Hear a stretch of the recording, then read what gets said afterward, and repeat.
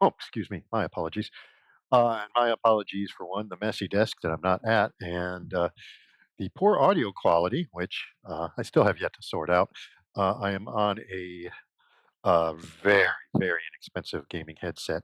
I just have around as a utility piece when you need a little IO and you need some isolation. It needs to be wireless.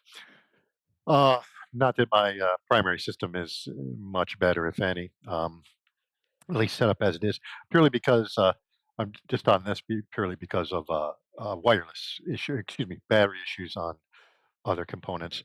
I do have boom mics for various functions, but I just don't have it hooked up near my desktop just because of it gets in the way, and especially as I'll come over, especially as I'm working here. Uh, these are a set of my glasses. I really enjoy these. Are Ovos, OVVO. They're Polish titanium, and they're really brilliant if you're hard on equipment. Uh, they're really, really brilliant. They're hingeless. I mean, they have a hinge, but they're not fastened together. It's just all done single material uh, cut, so they can pop off. You don't have any screws or springs, uh, and they can pop off. And you can pop them right back on if you sit on them or something. In fact, this one was one of my corgis absconded with it, buried it in the backyard for about 2 months, and then it came back uh, in pieces because he played with it and then he got bored and decided to bring it back. Uh, and I could just pop it right back together. So just a brilliant brand. They have some nice stylish options. Style isn't my strong suit, but again, as especially when I used to do a lot more field work, these things are just brilliant. And My wallet. It's actually a Pelican case. Uh, so I have taken this with me on dives, and it works quite fine. But just I don't normally take it on dives, but it's happened. I've had to usually in dry suit though. It's well, actually I've taken it in wetsuit. You go to places like Bonaire and leaving anything in your truck. It's there's it's not a dangerous place, but there can be petty theft. I remember one trip. I actually left my backup dive computer in the truck, and about halfway through the dive, I'm like, "Oh, that thing's gonna be gone." Well, they had raided our trucks. Just the petty thieves had raided our trucks and had taken. I want to say anything that wasn't tied down, but they actually took the rope we had tied stuff down with, and they took my friend's lunch, my dive buddy's lunch, but they didn't take my dive computer. I think it was just an oversight. I don't think they, maybe we were coming up or something because you can see the bubbles. Sometimes they'll actually camp a person out with a snorkel and a mask and watch for the divers as they uh, returning so that they can alert the team that's taking things. So this has been on a number of dives and it's held up really, really well. It's I tend to keep my wallet in my front pocket when I'm just out and about or in my dry bag. Um, but that's been very good.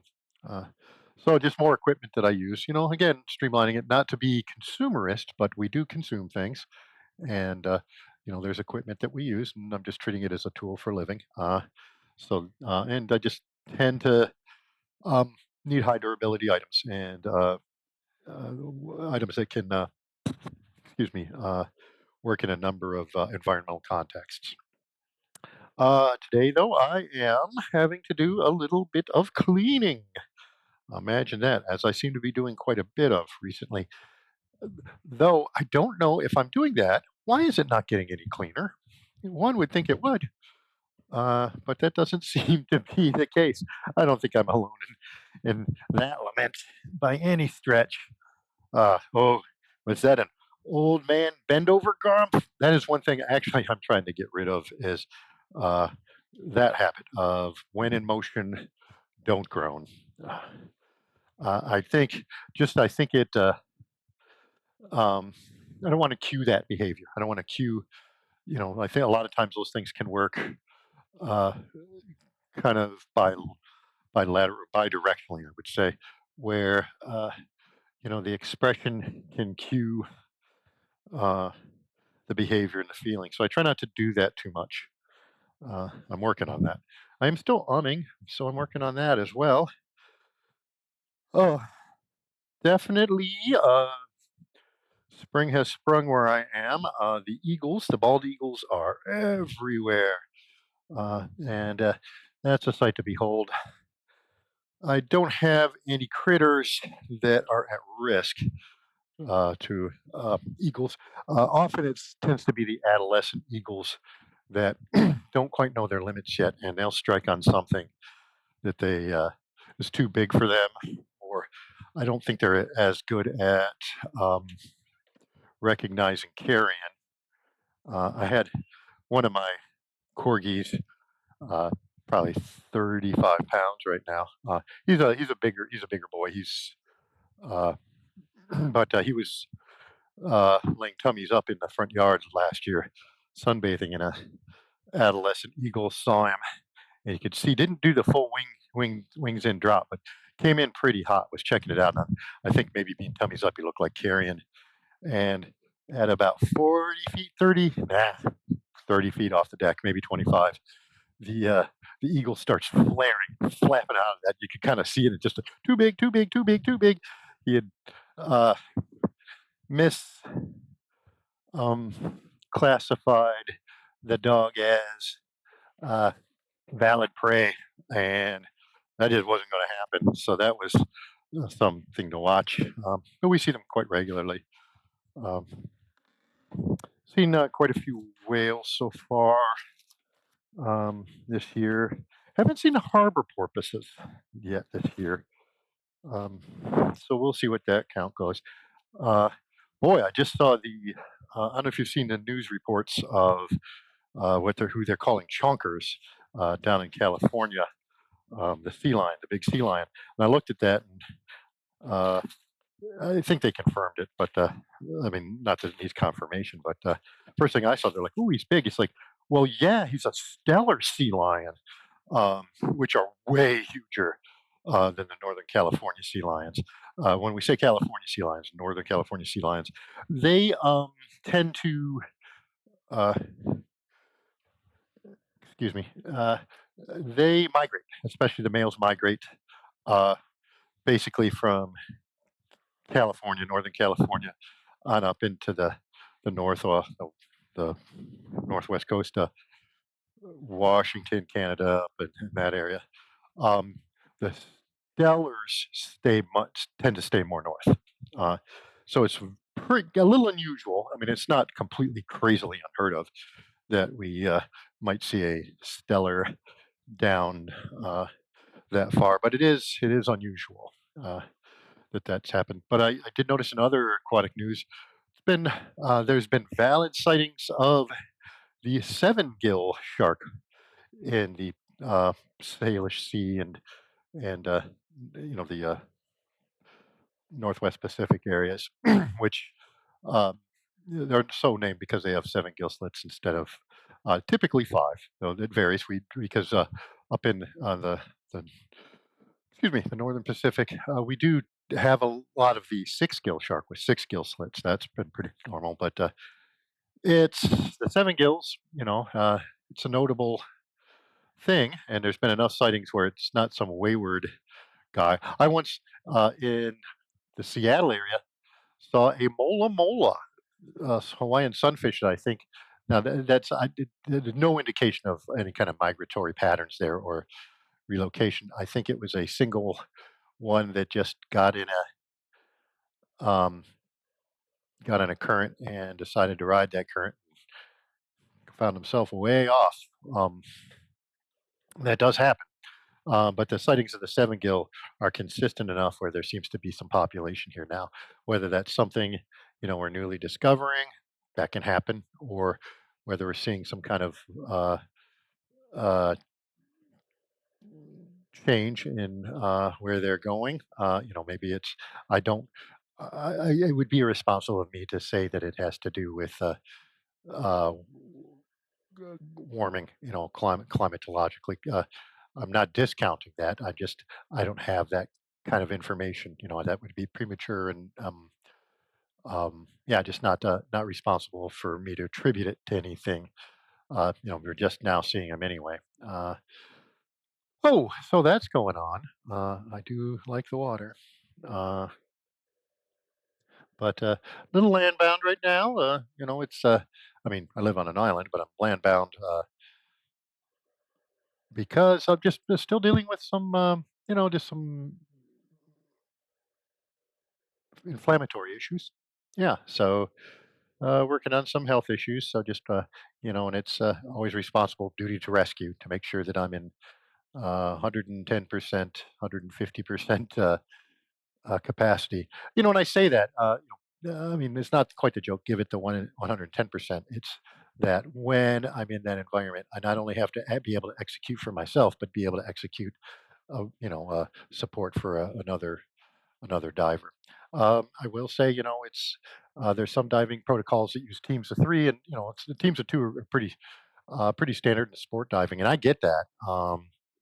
And that's absolutely, and it is a simplified model. So you got one person to watch, right? So you become, a single unit. You got one person to watch. Uh, Teams of three, you got two people to watch, but it is has some advantages. uh, if you have to burn reserve gas, you've got two sets of reserve gas to burn. If you have an unconscious diver or a panicking diver or something of that nature, you've got two to take care of that. You can even, if they're so required, one person can tend a diver while the other person can navigate or um, go for help or what have you. That could even happen. Oh, that could happen for a number of reasons. Um, Yeah, so too many to get into. So that's something to consider. But I have started geeking out, haven't I? Yeah. Well, I am working towards a little bit. As I my age changes into a different balance of activities and experiences, and that's going to continue. I've got my little room. That's my personal room is nice, and I'm not treating it well, which is why I'm starting to clean it more. Yeah, so that's where I'm at. Oh, the work continued, excuse me, on the GPD Pocket, not Pocket, I'm sorry, the GPD WinMax 2. Hopefully, I would love it if they'd bring a productivity model out in that sort of format. Um, I still find it convenient. Uh, sure, is there a concession to the cramping, but I am working on the docking station format. So hopefully the unit itself, in terms of the constraints of the screen size and the keyboard size, will be mitigated through use of a docking station. I also noticed that on the, whoops, excuse me, I'll get back. I am sorry. On the Pixel Fold, uh, you do have to activate. I'll do a little thing on that. You do have to activate the developer mode, but they have kind of worked towards a workstation mode, which is, I think, kind of specifically for that. It's like get a Bluetooth keyboard and what have you, and use it more as a workstation. So it may very well be that this becomes, part of it. Now the funny thing is, I mean, being Android, it's running is running Linux anyway. As I think I've mentioned before, I'm working towards a migration to Linux, though, I still expect I would like to become OS agnostic to some point, to some extent. I mean, and there's always going to be proprietary software on different things. I have considered moving over to graphene, but I haven't looked at that extensively yet.